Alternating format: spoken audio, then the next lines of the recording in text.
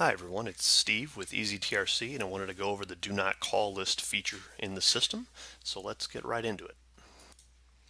So as you see on the home screen here, we've got the list of buyers and items sold on recent contracts. This same information can be found for buyers here under the sell and then search for companies.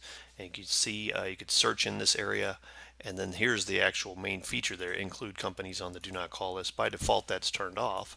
So if we were going to look for a company that actually did have something like that, there's a Mediacom. Here's a company that's a local cable company that has a lot of representatives and a lot of contacts in the system, but we don't want them to call everybody in that system and driving everybody nuts. So, but here we see Mediacom Business Communications Corporation. If I click on that, you see the information on the company, and here's the do not call no and do not call notes. So let's go in and change that. So we don't want people calling these people in the system.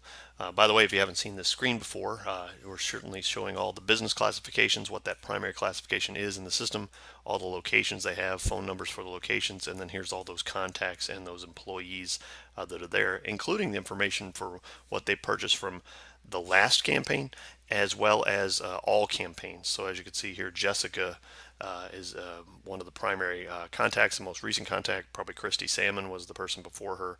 You can actually click on those links there and actually see exactly what this person had, including all of their contact information. And again, a do not call note on that company is listed there as well. So let's go into the back side here and actually try to edit this Mediacom business listing and Mediacom Business Communications Corporation.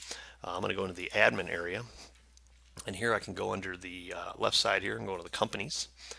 And then you see right here pretty prominently, do not call is a no. You can click that, sort it the other way. Here's a bunch of yeses, and these are people that should not be called in the system. So again, if I click on those items in here, it says do not call yes, do not call requested by Suzanne Rothwell, do not call was approved on behalf of the test campaign here by Emily Hendren.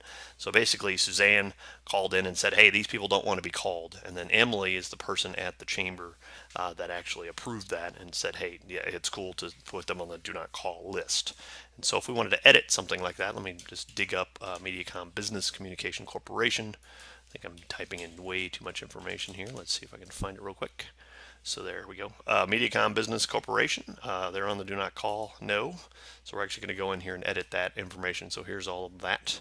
I'm going to click edit here as we showed before. And you can update all of this information. Some of this may be grayed out or not editable because you're pulling data in from another system. Let me pause the video real quick and show you what that looks like. So here real fast, I've jumped into the Palo Alto, California chamber. And here maybe Stanford University. Some data is being pulled from Chamber Master, so some of the fields are not editable from the system, and we give you the Chamber Master ID. So we've marked those as such. When you go into edit, you'll see that maybe the name is read-only. You have some other information as time goes on, if we get more fields out of them. But right now we can't change the name of this, but we can change the do not call. So if somebody wants to say do not call and they want to put a note about what they want you to do there. Maybe you want to say, please call the chamber before approaching this company. Talk with Barb.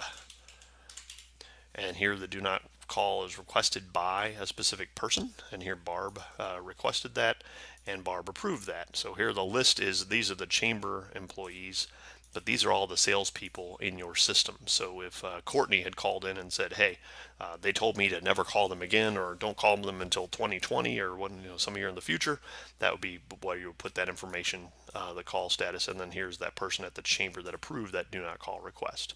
And then when you do that and you hit save changes, you actually would see that here now. Do not call is yes. Please call them chamber, talk with Barb. And then that will appear everywhere else when you see it throughout the system. I'm going to go back in and turn that off real quick because I'm just putting in test information and I don't want to freak anybody out in their system. So basically that's how easy it is to remove that information as well. So you can see that happening. So let me switch back to the test system again. And again, I've switched over to the Mediacom business situation. Again, same concept, do not call note, who requested it. Maybe Bill Costello did that. And then I'm logging in, I'm an intern. and that's great. So I can also adjust those business classifications and everything else I need to in here as well. So that's it for the do not call list. Again, it's kind of how do we follow those rules. It's kind of inform your salespeople that to look for the do not call information before they're calling. Once you get that training in there, they see the note and they see that information every time they find that company, and then they'll know that they should or should not be calling those guys. Do not call yes if they had the note, if I put one in there, and it pops it up here as well. So do not want to be contacted in regards to that. So a little bit of training, a little bit of example, and I think you can try not annoying any customers that don't want to be annoyed. Problems or questions, give us a call at easytrc.com. Thanks.